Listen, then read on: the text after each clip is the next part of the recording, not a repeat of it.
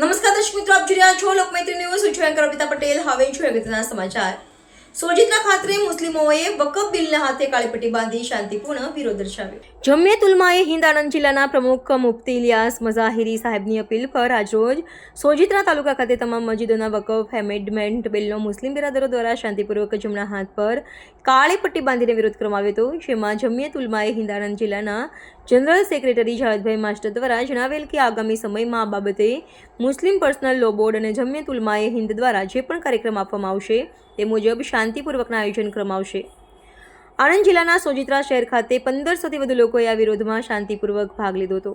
Reporter Anwar Bahadurpurwala, Lokmaitri news Anand. Lokmaitri news સાથે જોડાયેલા રહેવા અમારા યુટ્યુબ ચેનલને સબસ્ક્રાઇબ કરી ફેસબુક અને ઇન્સ્ટાગ્રામ પેજને લાઇક અને શેર કરો.